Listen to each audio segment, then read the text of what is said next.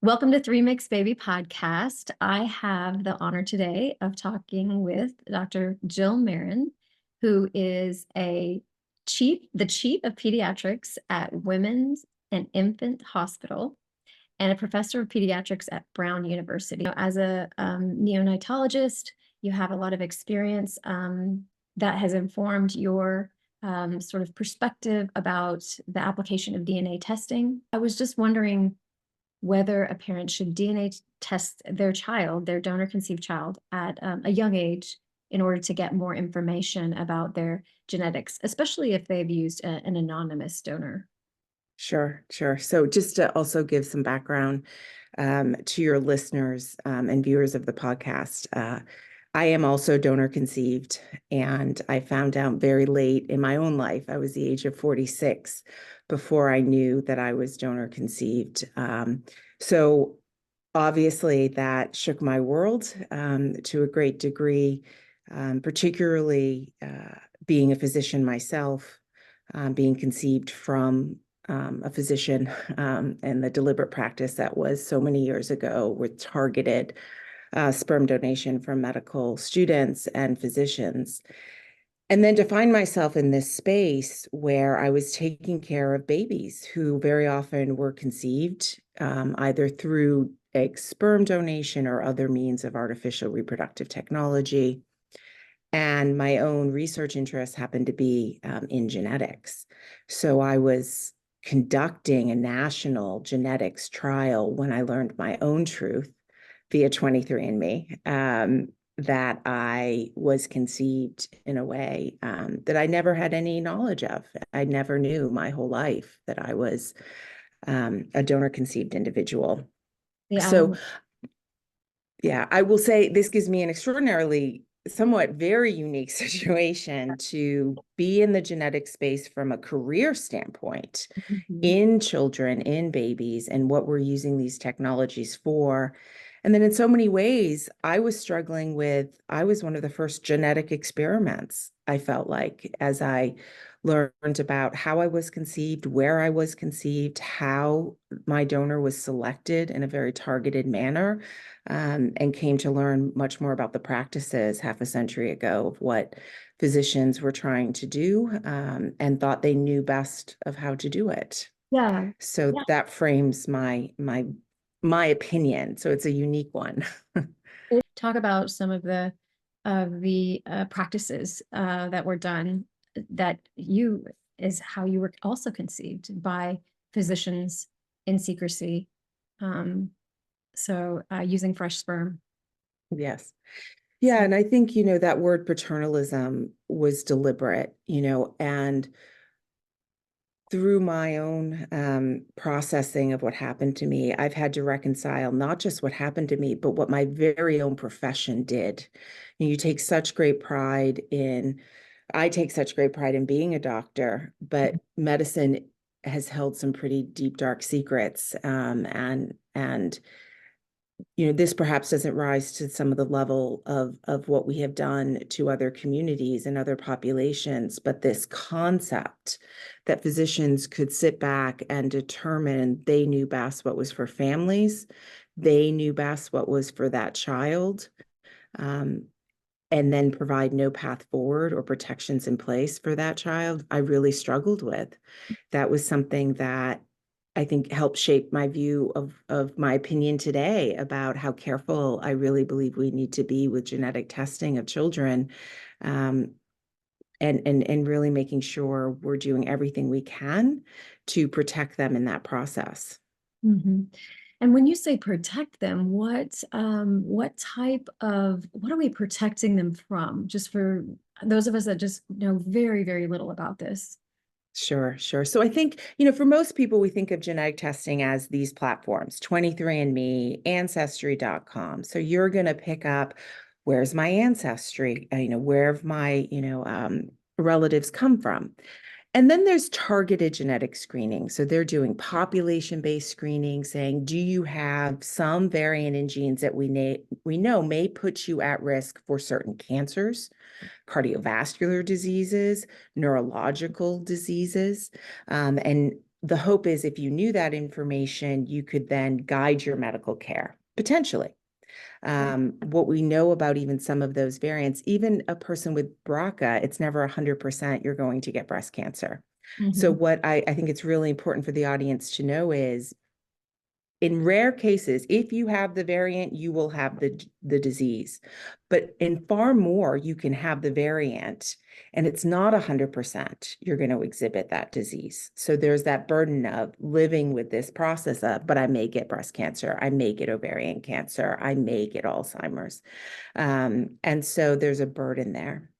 I So see. 23andMe and Ancestry can risk stratify you based on population-based genetics, saying we know you have the variant, and you'll see this in 23andMe. So your likelihood of developing hypertension is 80% by the time you're 90, right? They're giving you a risk stratification, not 100% call out.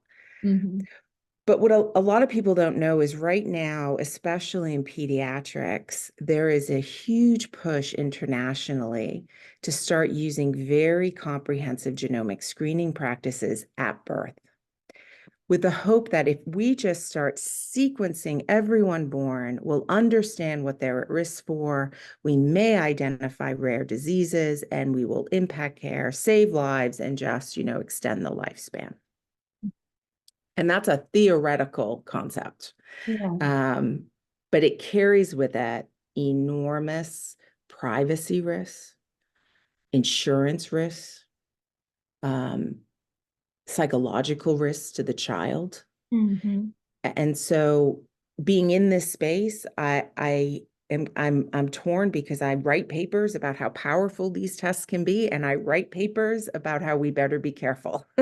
Right. So I walk on both sides of the street talking about this is a great test. It comes with enormous responsibility, and we own that responsibility.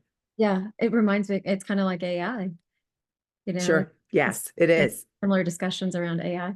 And I want to go back to what you said about the risk or the kind of the responsibility that we have when if we do a DNA test on our child, um, and how that might impact our child. Is it that, by reading these results that we're sort of trying to play geneticists, think we know something that actually we don't really fully understand as lay people, and then we're possibly putting the psychological burden of that potential health problem on our child? Is that Yes. part of it? Okay. Yeah, I absolutely think that's part of it. It's at this stage, our understanding of the genome really is still in its infancy.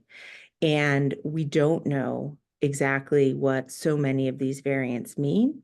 We don't know if you actually will have that disorder or that disease later in life. So there's that burden.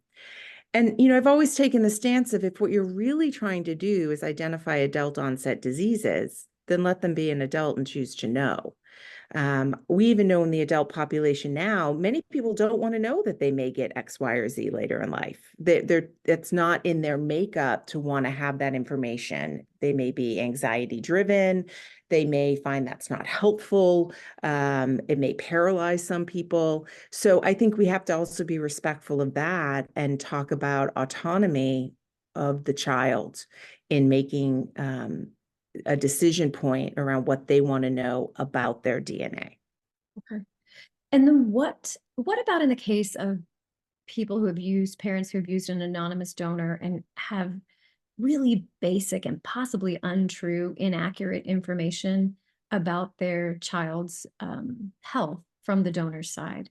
Yeah, no, I think it's a great point. It's just sort of, if I look at this, the real problem is how we have an unregulated donor system in the United States of America. Yes. That's the real problem. The answer shouldn't be if you're donor conceived, you must get a genetic test. The answer should be if you were donor conceived, we understand the enormity of it, and we have that information for you. And you don't have 50 siblings. There's been regulation. I mean, that is, for me as a physician, that's also something I take very seriously. because I think it's absolute medical negligence what is occurring Yeah. in the Yeah. donor conceived space. So I really want to make it clear that I don't think the answer should be get a genetic test. I think the answer is we have a big problem in the donor conceived space. Having said that, this is a multi-billion-dollar industry in the United States of America, which is unlike any other country that uses these practices, because every other country pretty much will regulate it except ours. And so we do have these situations where you have children out here who don't know their siblings or how many they have. There's no information about how many they have. There's no mandate to update medical records. Anyone could lie about it while they were at it. There's really no proof of anything. And of course, as we age, we may develop certain things as a donor that we didn't know at the time that we gave our DNA away. So I do understand the risks of that. I do walk a fine line of, well, is your child healthy now? Is there something you're concerned about? And I would say if your child were having any medical condition, I am absolutely for, and not a 23andMe, full on genetic counseling, genetic sequencing, and you need to get, to the bottom of that. Okay. So The medical indication to me, 100%, particularly in the setting of donor conceived, because you simply don't know. yeah, and adoptees too, for that are Correct. possibly don't know their birth family Correct. parent, and maybe even NPEs, not that don't know one side or the other. So this could apply not just to donor conception, but anyone who doesn't have a connection to a biological parent or person on one or Absolutely. and has missing information. Yeah. Absolutely. So, I would highly recommend that even as a physician to say in these settings, this is a great tool. I think the gray zone for me, and I struggle with this, is you have a healthy child who's thriving and you're going fishing and you're going to see, what are you at risk for? And as I said, most of these population-based studies at this point, it's a risk stratification. There are rare diseases out there, but it is more common that a variant may give you a disease rather than 100% it will. And so for me, unless there's a strong medical indication, I much more favor that child certainly being aware that there's this blank, history of their genes and where they came from, and helping guide them to, do you want to be tested? And let's do that if that's what you want. So that's where I've walked the fine line. And I will say part of that is also driven by the fact that I feel no one gave me a choice. Someone played with my own DNA and never gave me a voice. Oh, I see. Yeah. And Yeah, I struggle playing that forward. I really do. I see what you're saying. So and what I was thinking is that when you have missing information, when you grow up, you're donor conceived, you're adopted, and you have missing information, that having little pieces of information that are true, because so many donor conceived people and adoptee were told misinformation. So they go like their life thinking they're part Italian like me, or they're German like our Lindsay, our previous guest, and they're not. And it seems silly. It seems like, well, what does it matter? But it's weird how you do sort of, that does somehow matter. You sort of, especially as a young kid, it seems to be part of who you are, and you're trying to make sense of yourself. So, my thoughts have been, if you have some little pieces of information that are true through DNA testing that you can share with your child, is that better than a big, kind of just that missing hole?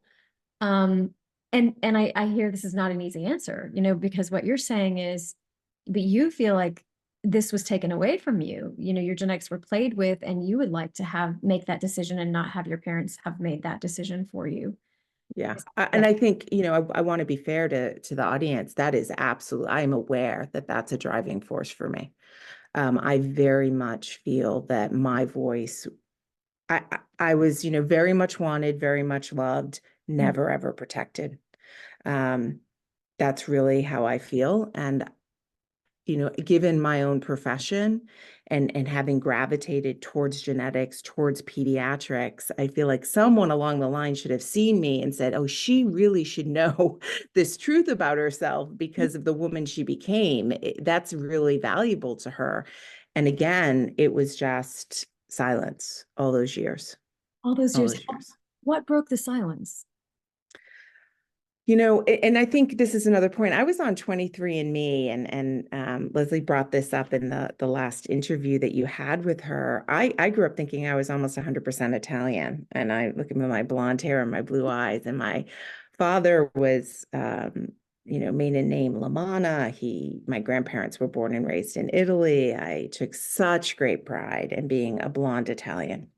Um, and Yeah, I'd gone on 23andMe and I wasn't Italian, but I never and what people could do with 23andMe is you don't have to look at your health. You could just look at your ancestry. that's true. So, Okay. Yeah. so there's a way if for your child, and then you let them, the information's always there. It was just a click. So for years I was on 23andMe. I never bothered to look at my relatives or my health record. But it was my brother, my social brother who I grew up with, and he was approached by a woman who said, I'm your sister. And he said, what is going on? And I said, well, it turns out I'm on 23andMe. I could unlock my relatives and see if she's one of our sisters.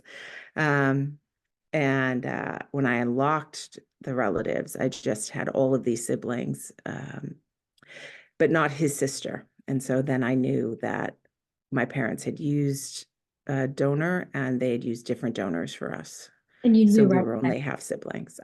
Because I'm a doctor and I study genetics. So the second I saw it, I knew. And I'd Mm. asked my brother who's on the phone with me, I said, what is the name of the woman who claims to be your sister? And she wasn't one of my sisters. And then I knew what they had done. Did you tell your brother then?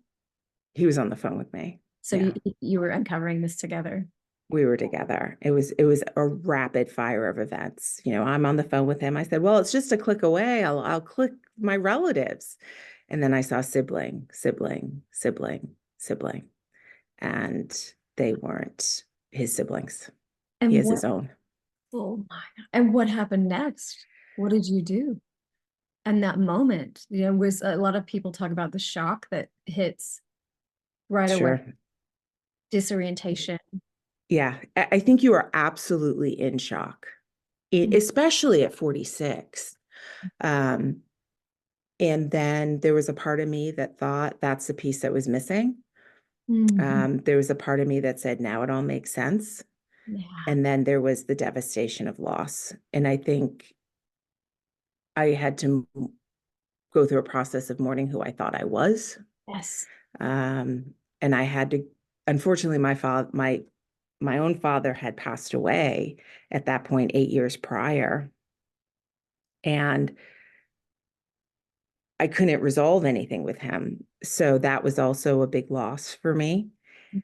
And then I had this absolutely overwhelming sense that I had to figure out who my biological father was. I had an uneasiness to me that was hard to explain. I did not know who I had running through my whole body. I had someone's DNA, and it was so unnerving to me that I Like a had a stranger. stranger, a stranger. So you felt all of a sudden, what does that feel like to all of a sudden in a moment, in 1 second, not know part of you?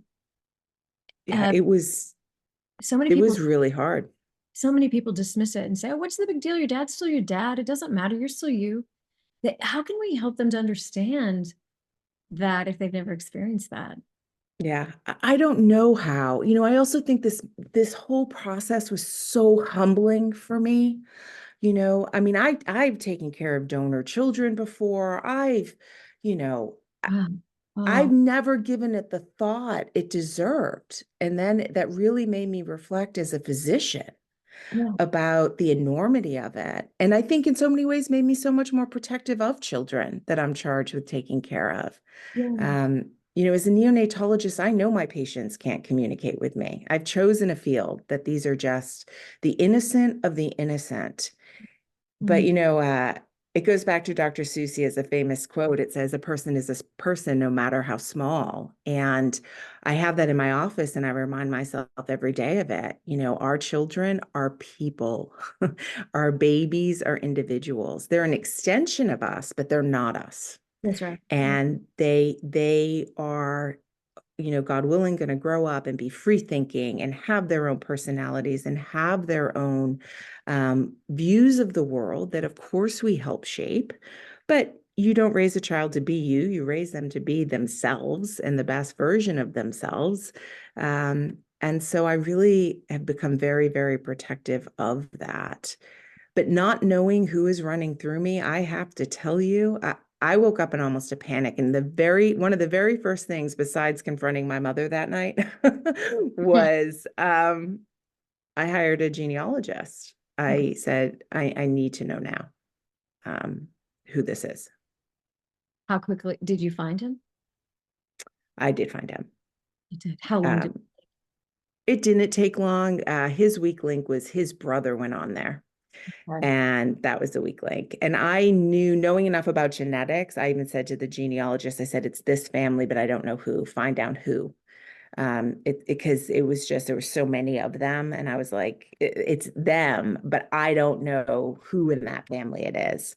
Okay. And it turned out this family had several brothers, but only one doctor. And I said, that's the one. And then ultimately I was able to communicate with his brother and say, I know it's him. And he confirmed it was him, and then confirmed he didn't want anything to do with any of us. Oh. So Mm. Did you saw a picture of him? I had to hunt it down. I mean, the internet. Yeah. Um, and he's also a pediatrician like me. And so He, that's been a huge struggle for me too. absolutely.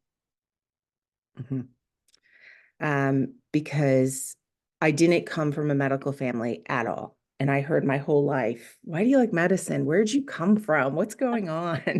I'm really, my family would pass out at the sight of blood. And here I was, I'm going to go be a doctor. And then to choose the very specialty of my biological father. That's Um, it's what is to that. I think there's so many people that say that genetics don't matter, and when I hear stories like this time and time again, it's I think they do. I think they do. yeah, I think there's something they there. do. Yeah. Yeah. And I think that, of my siblings, and I'm actually one of my sisters, we've become much closer, and she's really been a blessing in my life, I think. And I've talked to her about it. No one else that we know of our siblings is a physician. And so they'll always use that as a, well, we're not doctors. And I was Okay. like, yeah, this is a thing with DNA. When it mixes up, this is why your children are all different. Yeah. When it mixes up at time of conception, you inherit certain parts. And for me, every day I'm reminded what I got from him. Yeah. Every day I'm reminded I know what I carry of him. And that was it. I may also have some of his mannerisms, maybe some of his physical features, his habits. I don't know, but I Mhm. know that love of medicine is his. And, Yeah. and may it was been molded by my own parents, but that drive to be a doctor, um, I'm reminded every day what I carry of him. And a pediatrician. Um, It's so right. specific. Yeah. And Yeah. then I struggle with that. I'm thinking, God, how can you be a pediatrician and a father and have, you know, these other donor children out there and shut them out? I feel like, did you miss something when you studied to be a pediatrician about the health of a child, the well-being of a child? I feel like of anyone, you should know Yeah. that how important this is to a child's identity. And we didn't do what you did. Yeah. You Um, have a choice. yeah. Yeah. And so you then think, well, who is he personally? Yeah. Right? Who is he that he feels that he could have done this and then washed his hand of it as a medical physician? Yeah. It's hard to understand. It's hard to That's understand. true. It makes me think of what we spoke about at the beginning, which is that paternalism in medicine. That's which can you explain that a little bit for those listening? Because that might Sure. be a brand new concept Yeah. and it's really eye-opening, actually. It's this concept, and certainly, decades ago, it was doctor knows best, right? I know what's best for you, and I'll tell you. And the newer generations of physicians, and myself included, although I don't feel I'm that new anymore, it was always the voice of the patient. What do they want? What do they feel comfortable with? What are their wishes? What are their goals for their health and for their care? It's not deciding for them. But unfortunately, even in today's day and age, right, when we talk about donor conceived children, it's the focus solely is on the parents want, whoever the parents are, single parent, a family, however that's formed, want a child. Hmm. Okay. Want a baby. Okay. They want a baby. Okay. And the donor will do it, but don't bother him after that or her, right? Like we'll do, but no, okay. And then you think, well, what about the child?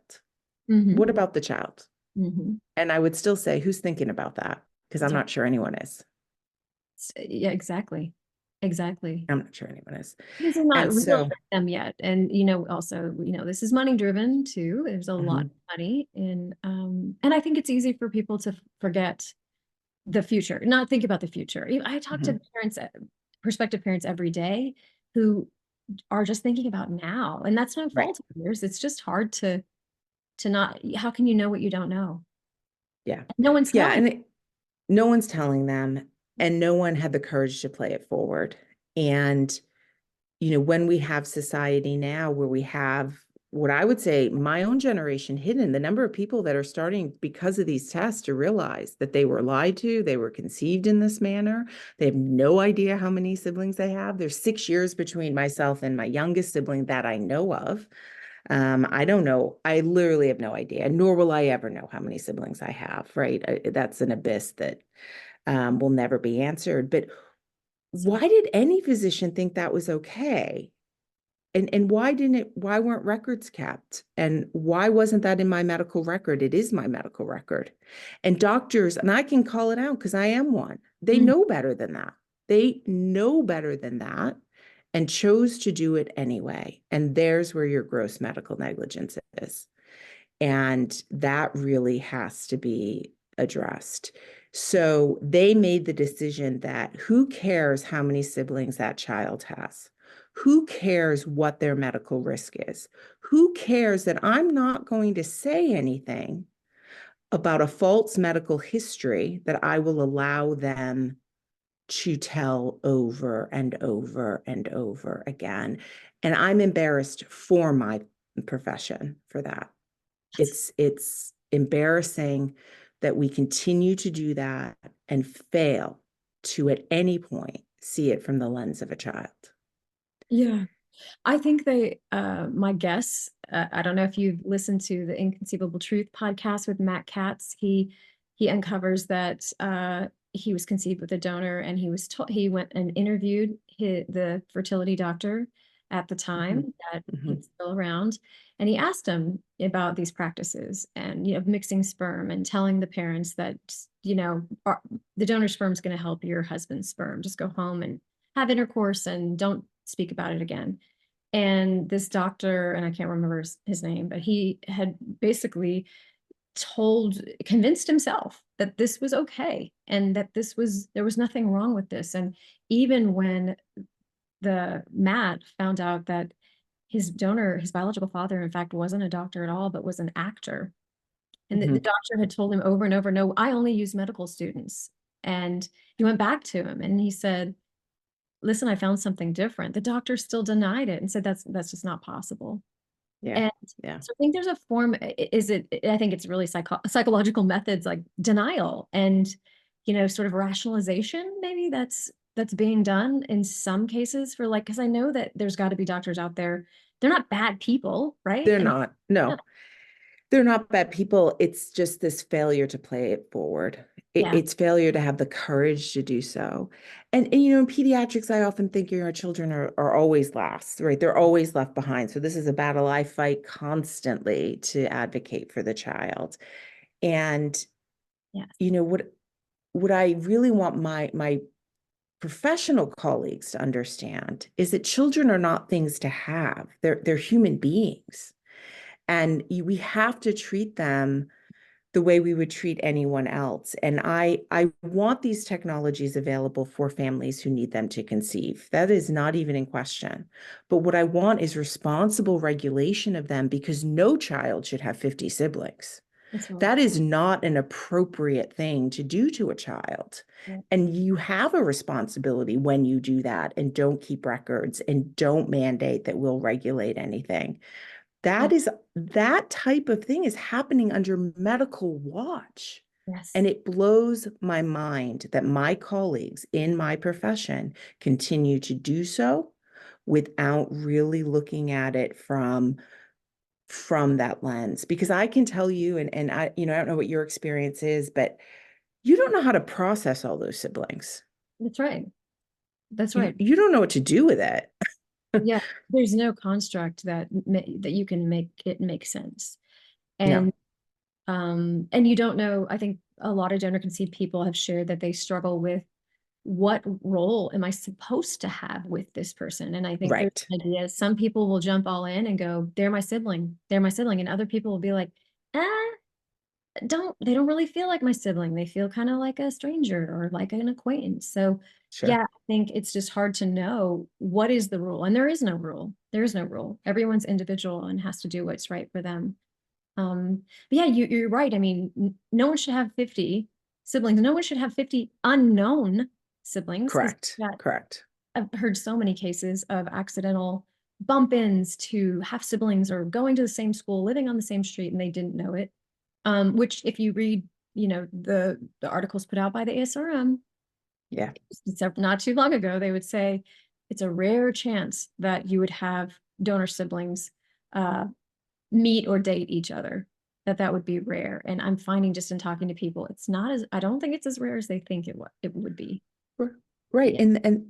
And when you think about what that could do to an individual to find out Mhm. that they had whatever relationship that they didn't know about with a sibling, and that happened because of medical negligence, Yeah. that doctors allowed that to happen to you because, again, not a nefarious concept of trying to help a family have a child, but an absolute lack of responsibility for how that came about and a lack of responsibility to the child. Everyone else you helped out. You told that donor they could be anonymous. You told those parents, don't worry about it. And you walked away the second you conceived, said, I will wash my hands of this and I'll do it again tomorrow with the same donor. Who cares?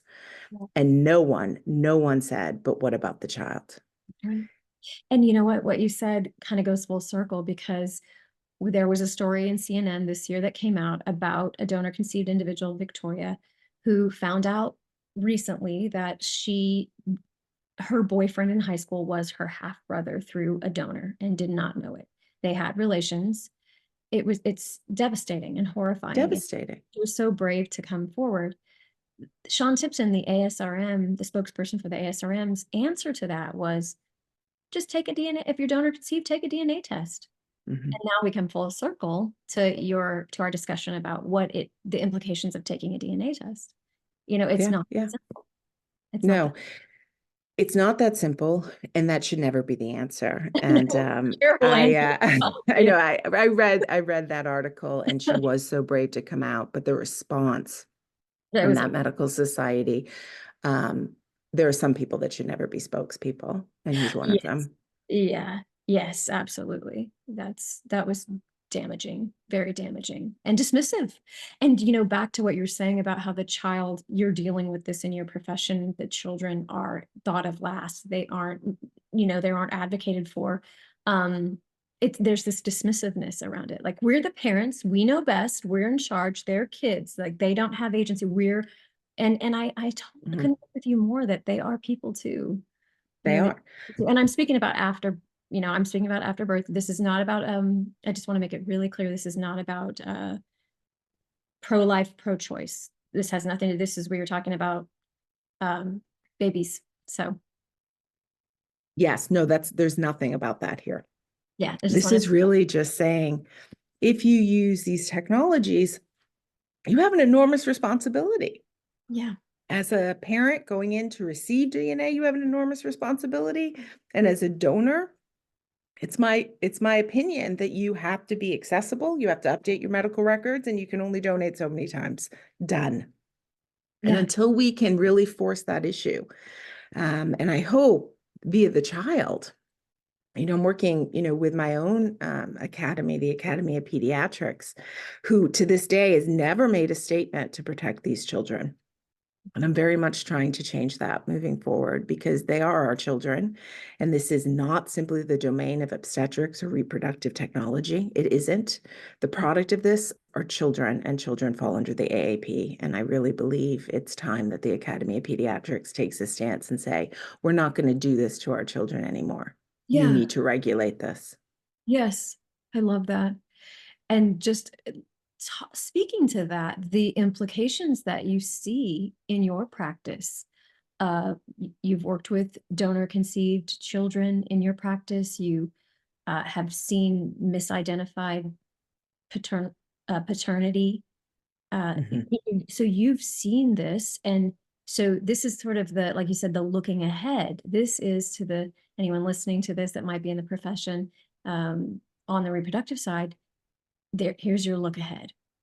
And can you Mhm. give us any examples or stories that might give a clearer picture of how this impacts people, donor conceived people in their young lives and their parents as well? Sure. I mean, I think, one of the things, when you're donor conceived, what's going to pop up on a genetic test. It's not going to be your mother or your father who were either egg or sperm donor. You know that. One of the things I've seen, unfortunately, is we do genetic tests and the report comes back and I'm looking at it, and the father who said he was the father, I can see clear as day they are not the father. Mm. And believe it or not, the field is still split on that. A lot of even genetic counselors will say we didn't see that. And a lot of the genetic reports will pretend that didn't, just say cannot make a conclusive call here. Oh my God, um, it can. yeah. And so that's code for you're not the father. So there's still some secrecy that's carried over. Yeah. And I'll tell you, the ethical field is split on it, right? And so let's flip it. Well, why would you do that? Well, here's a mom, maybe her life could be threatened if that is on, right? So we have domestic abuse. We have the concept of who's gonna, if financially this woman is solely dependent upon this man, right? So there are risks to that. Yeah.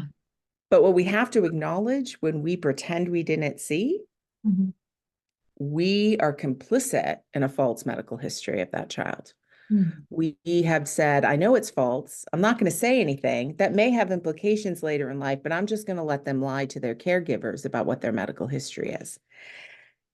So, this is really something that I think we can uncover when we start to do these genetic testing beyond the donors. I mean, in the general population that I really struggle with as well. How do we handle this information? My approach when I talk to families about genetic sequencing is I always get the mother alone Yeah, that's what I and was gonna say, thinking. yeah, Yeah. Yes. if you think there's any chance, if this Yeah. is going to be an issue, I'm not going to not reveal it. This is your chance. And Okay. so That's a good, yeah. That So gives, we now say, we're just going to test the baby now. We're not going to test the parents, because often when we're trying to make a medical diagnosis, we want everyone. We want the mom, the dad, the baby. Um, but this is the thing about these tests, and I think it's a really important point. They're really powerful, and we really do not have the luxury of picking and choosing what we want. This is where the paternalism comes in, what we want to share, right? oh, So mhm. you do the test, you own the test. Who are you to pick and choose for that individual what they can and can't know about it? Who am I as a physician to say, well, I know you might get cancer later, but I'm not going to tell you. Well, if I'm really not going to do that, I better make sure it's in their medical record and that we can link that sequence to them so they have the choice. So, one, they know it was done, and two, can make an informed consent. Because your flip is, I knew you had BRCA as a baby, but I decided for you, you shouldn't know that. And then at 23, you get breast cancer. And you're like, wait a second, you knew when I was born I could have gotten breast cancer. Who were you to tell me I couldn't know? Right. Mm. These are the things that this is the power of that test that I struggle with all the time. I mean, I do it, I own it. I don't have the liberty to pick and choose what it is I share about it. And I need to protect them so that they have a voice in the process and have access to it throughout their lifespan. How do you protect in these situations? I mean, it's Yeah. difficult, isn't it? It's really difficult. So a couple things people should know, when you do something like 23andMe, it's a very targeted look at certain genes. They're targeting certain genes. When I use this as a medical test, I'm sequencing the entire genome. Okay. Mm-hmm. But I am looking at certain areas, specifically if it's medically driven. So for example, if I have a baby with a heart defect and I sequence that baby, I'm asking the computer to say, go to every area of your DNA that codes for the heart. So Mm-hmm. I'm doing a very specific because I'm looking. But Okay. in so doing, there's always a chance I'm going to find something that, oh, I didn't mean to see that. Now I've seen Yeah. it. Now what do I do with that? And so I actually just submitted a paper this morning with a colleague, Sharon Terry, who's founded Genetic Alliance. And she has really worked with communities to make sure that if you sequence a child, that sequencing belongs to that individual and can follow that individual. So that first and foremost, during childhood, parents have control over it. So Okay. they know where it is. And then as the child becomes an adult, they still have access to it and can decide what it is they want to know about it too. Okay. That's good. Um, Yeah. so today we just submitted another paper that really talked about it's the child's perspective. It's from the child's lens about, well, how do you do this, right? And this is an example of really creating systems. So whether you change health systems, whether you move out of state, whether you change insurers, you still have access to that sequencing. It's yours, and you know it's done. It's Mm. right there for you. And you decide, okay, I'm ready. Let's open the Pandora's box. And it's a Pandora's box for all of us. Yeah. It Yeah. just is. Yeah. Yeah. It's kind of like I don't know why I start thinking of Marvel and the Doctor Strange and the multiple possibilities that of your future that could happen, right? It's almost like Right. Mhm. you might get a glimpse at that, but you don't know for sure what's going to happen. You So, don't. You although if you knew that you were prone to a certain disease, maybe you would make different choices in your behavior and lifestyle to help prevent that. yeah. It's such a balancing act. Um, so for back to your story, because I think that your story and how you're so right. You have such a unique perspective and position um, to share knowledge about this donor conception and get the attention, especially as a physician, of other physicians. Uh, Mhm. what would you say has been the hardest part in sort of I'm going to say reworking your identity or trying to figure out, who you are. What what was the hardest part about that? If you could pick one thing, what would that be? I think the hardest part for me was the sense of loss and the age at which I found out. And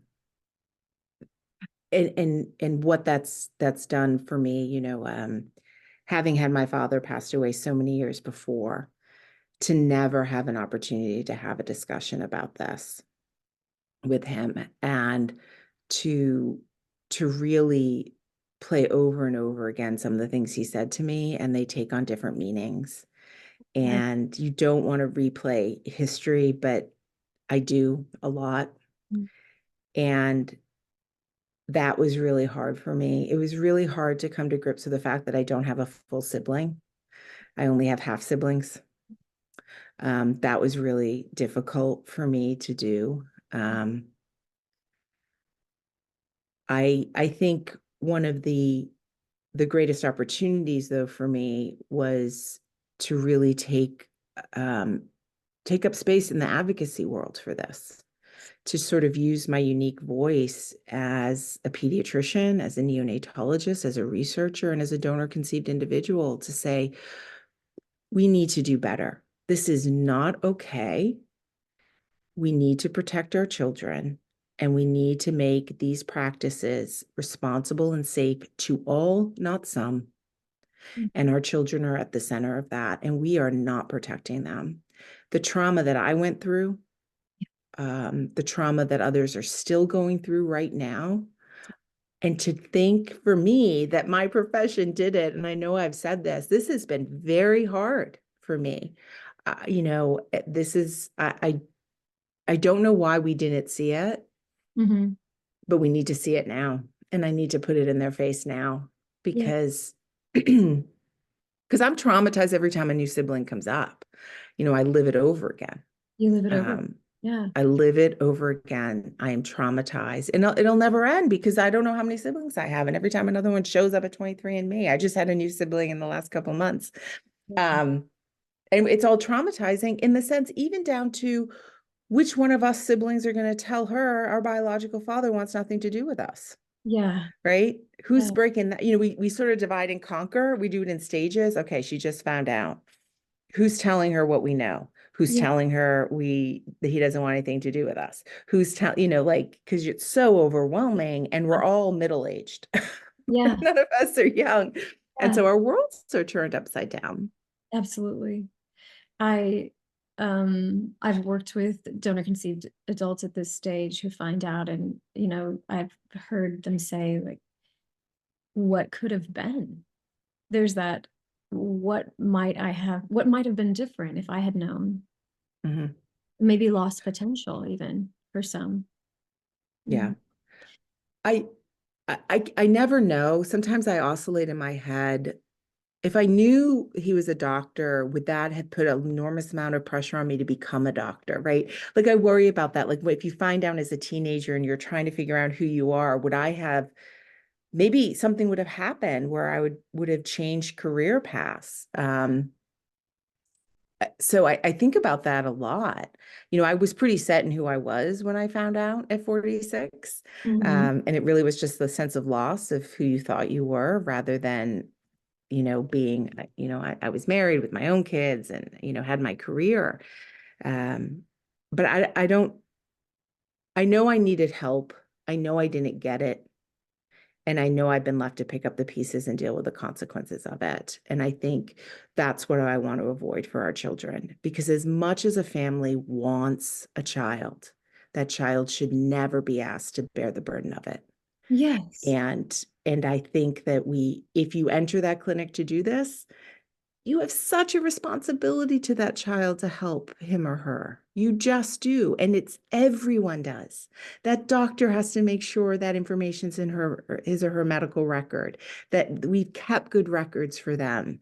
That donor has to be accessible and update his or her medical record. And those parents have to be there and Mhm. help guide that child Mhm. about.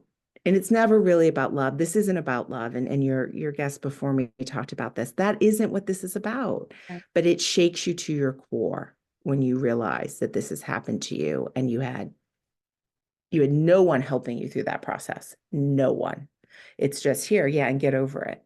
That's really what it was for me. Is the message Um, is that get over it, and it's really, but it's just the foundation of who you are is cracked, and everything you built upon it is unstable, and you have to right.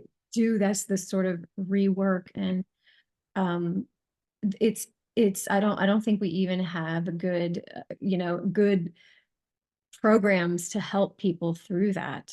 Therapy definitely can help Yeah. people as they rediscover who they are, and the pieces. I say, it's like we're going to we're going to sift through these pieces and figure out what sticks, what doesn't stick anymore, what new things you want to bring in. And really you're rebuilding your story, and it's your new narrative, and you get to make it your own now. And so, I think there's some freedom in that, but there's so much loss and grief and really destruction before you Mhm.